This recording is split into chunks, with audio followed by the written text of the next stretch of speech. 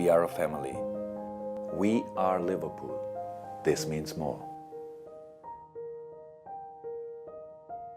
리버풀은 그간 파괴적인 측면 라인업을 토대로 프리미어리그 그리고 유럽을 호령했습니다. 그 배경에는 마네 살라 그리고 피르미노라는 조력자가 있었지만 보다 근본적인 이유를 살펴본다면 로버트슨 아놀드 말도 안 되는 풀백의 플레이메이킹이 한몫했다고 볼 수 있죠. 17-18 시즌에서부터 지난 시즌까지 아놀드와 로버트슨이 합작한 어시스트를 보시면 무려 107회 평균적으로 18개의 어시스트를 한 시즌 기록하고 있다는 것입니다. 두 선수의 기록이 얼마나 파괴적이냐 하면 1992년 프리미어리그 출범 이후 수비수 최다 어시스트 기록을 두 선수가 가지고 있습니다. 1위 로버트슨 57회, 2위 아놀드 54회, 3위 베인스 53회. 리버풀의 황금기는 마네 살라 피르미노로부터 시작된 것도 맞지만 본격적으로 리버풀을 파괴적인 팀으로 구성해준 것은 로버트슨 아놀드의 시너지가 폭발한 18-19 시즌에서부터라고 말할 수 있죠. 적어도 몇 년간 두 선수가 정립할 기록까지 감안하면 향후 몇 년, 아니 몇십 년 동안 수비수 어시스트 기록을 깨는 것 자체가 힘들 것으로 보입니다.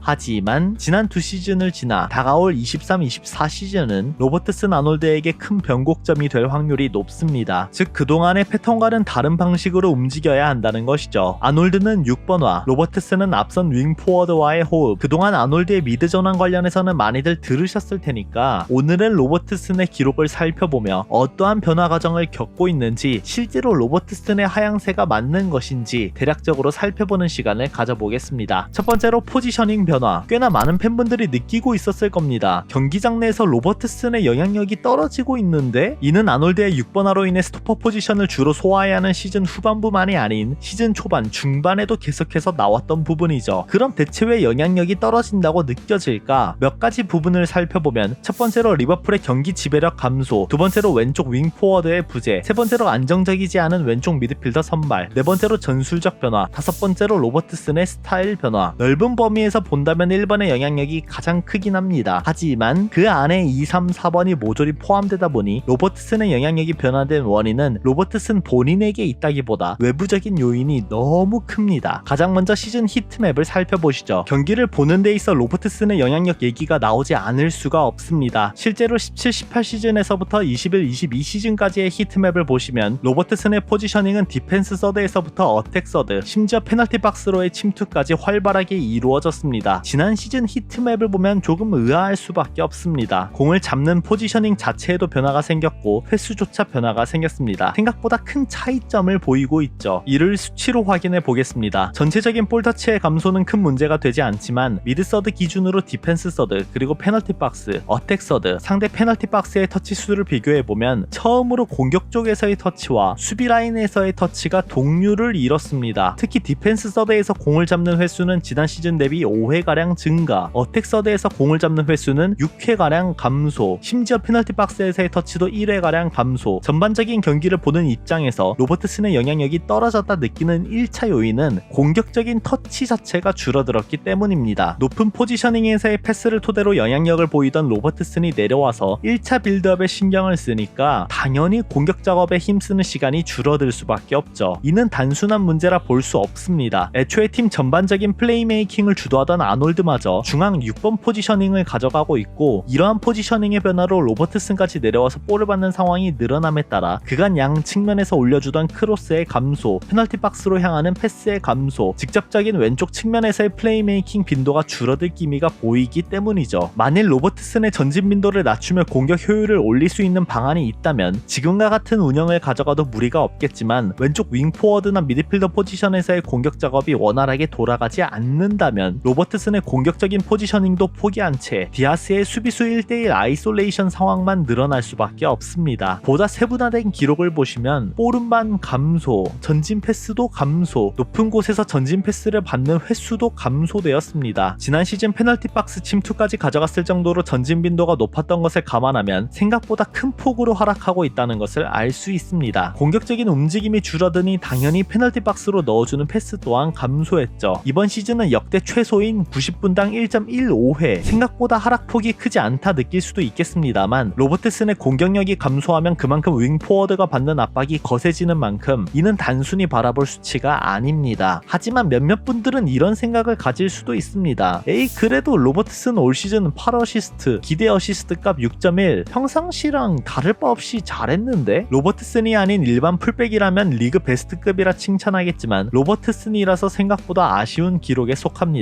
그 세부 지표를 보면 알 수 있죠. 슈팅 기회를 만들어내는 횟수를 보면 17-18 시즌 90분당 2.41, 18-19 시즌 2.63, 19-20 시즌 3.76, 20-21 시즌 3.27, 21-22 시즌 3.97, 이번 시즌 3.31. 올 시즌 감소하긴 했어도 90분당 기록으로는 큰 변화는 없고 전체 기회 창출로 봤을 때에도 얼추 비슷한데 생각할 수 있겠지만 패스를 통해 슈팅 찬스를 만들어냈는지 데드볼을 통해 슈팅 찬스를 만들어냈는지 보다 세분화해서 확인해보면 17-18 시즌 47회, 18-19 시즌 87회, 19-20 시즌 106회, 20-21 시즌 94회, 21-22 시즌 81회, 이번 시즌 59회. 실질적으로 패스, 크로스도 포함이겠죠. 데드볼 상황을 제외한다면 59회, 90분당 기록으로 다시 정리해보겠습니다. 이번 시즌 2.05회, 역대 최저기록이죠. 더욱더 줄어들었습니다. 심지어 올 시즌 출전 시간을 토대로 대략 28.7경기를 뛰었을 때의 기록입니다. 수비 진영에서의 포지셔닝이 더 많았던 것을 감안하면 풀시즌을 뛰지 않았기에 90분당 이외 기록을 버틴 것이지 출전 시간이 더 늘어났더라면 1점대로 내려갔지 않을까 싶습니다. 평균적인 기록이 아니라 해도 지난 시즌과 출전 시간이 동일한 가운데 기회 창출이 무려 20회 이상 차이가 난다는 것은 분명 무언가 잘못되었다는 것이겠죠. 그렇다면 해결점은 수비적인 문제가 아닌 공격적인 옵션에서 풀백의 부진이 계속된다면 그것은 풀백의 문제가 아닌 앞선 미드필더, 윙포워드의 문제일 확률이 더 높습니다. 풀백의 공격은 옵션이지 기본값이 아니기 때문이죠. 그렇다 보니 이번 시즌 로버트슨의 아쉬운 플레이메이킹의 원인을 왼쪽 미드필더, 윙포워드의 탓으로 돌려도 괜찮다, 딱히 부정할 수 없습니다. 티아고는 어느 순간 사라져있고 카르발료, 체인벌린, 바세티치, 핸더슨 본 포지션이 아닌 선수들이 나오며 제대로 키핑도 되지 않고 뒷공간 커버도 해주질 못했으며 미드필더가 조금 안정적으로 돌아가나 싶더니 디아스, 조타가 장기 부상으로 빠지며 실질적으로 왼쪽 윙포워드 없이 경기를 운영했습니다. 중간에 다이아몬드 사사이를 토대로 누네스, 살라, 투톱을 활용하기도 했으니까요. 따라서 로버트슨 본인에게 큰 문제가 없다는 가정하에 정상 라인업만 가동된다면 일정 부분 회복될 확률은 매우 높습니다. 하지만 완벽히 해결될지는 장담할 수 없죠. 이를 해결하기 위해서는 첫 번째로 왼쪽에서 수비적 혹은 빌드업에 능한 미드필더가 고정적으로 나오거나, 두 번째 디아스 혹은 누네스와의 측면 호흡이 개선되거나, 세 번째 아놀드가 풀백 포지션을 다시 소화한다거나. 이 중에서 다음 시즌 가장 빠르게 바뀔 여지가 있는 부분은 1번입니다. 로버트슨이 높은 지점에서 볼을 받을 수 있을 만큼 후방에서 안정적인 빌드업, 수비 구사가 가능한 타입의 선수가 꾸준히 출전해주는 것. 사실 티아고가 안정적으로 출전해주기만 하더라도 바로 회복되는 부분이지만 이미 리버풀과 링크나는 대부분의 선수가 왼쪽에서 주로 뛰는 선수입니다. 즉 티아고의 안정적인 출전을 기대하지는 않는다. 튀람, 코네, 알리스터, 그 외 베이가마저도 왼쪽 소화가 가능합니다. 특히 튀람, 코네는 왼쪽이 주 포지션이라서 클롭이 왼쪽 포지션 소화, 피지컬 되는 선수를 계속해서 찾는 걸 보면 로버트슨 쪽에서 안정적인 포지션 소화를 할 수 있는 자원을 원한다는 것은 분명합니다. 그렇다 보니 이 부분에서는 어떻게든 물적으로 해결이 될 겁니다. 하지만 미드필더 옵션이 해결되면 다음 문제, 디아스와의 호흡 개선. 만일 이번 시즌 디아스가 꾸준한 출전을 하며 로버트슨과의 호흡 관련 데이터를 쌓아주었더라면 호흡이 맞는지 안 맞는지 보다 명확하게 말씀드릴 수 있지만 생각보다 잔부상과 함께 빠져있던 시간이 길다 보니 다른 데이터로 비교해드릴 예정입니다. 디아스 관련은 다음 영상에서 더 자세히 다루고, 마지막으로 아놀드의 풀백 포지션 소화. 온전히 아놀드가 돌아가게 된다면 원볼란치 구성과 함께 파비뉴는 내려오고 반다이크가 현 로버트슨 자리에서 빌드업을 가져가게 됩니다. 자연스럽게 로버트슨은 측면을 벌려줘야 하는 의무가 생기고 당연히 공격 포지셔닝을 자주 가져가며 윙포워드에게 공을 전달하는 역할을 맡겠죠. 하지만 이미 아놀드의 인버티드 풀백 역할이 찰떡이라는 것을 깨달아버린 클롭이 다시 아놀드를 측면에 묶어두며 운영할지는 의문입니다. 넓은 공간에서 좌우로 볼을 돌릴 수 있는 아놀드를 굳이 오른쪽에 다시, 핸더슨과 같은 공수 밸런스 갖춘 미드필더가 나타나지 않는 한 아놀드가 풀백으로 돌아갈 확률은 극히 낮다 생각합니다. 따라서 6번 아놀드의 포지셔닝은 고정이라는 가정하에 다음 시즌 왼쪽에서 안정적인 빌드업 혹은 수비를 보여줄 자원은 필수다. 불안정했던 왼쪽에서의 출전이 고정적으로 변한다면 그때부터 왼쪽 윙포워드와의 호흡 문제를 해결해야만 한다. 이번 시즌 누네스가 중앙에서 고립되는 상황이 자주 나왔던 것 또한 단순히 누네스의 아쉬운 볼터치나 키핑과 같은 개인의 문제만이 아닌 왼쪽에서의 공격 루트가 줄어든 탓도 굉장히 크다고 생각합니다. 이는 다음 영상에서 추가로 언급해 보도록 하겠습니다. 그럼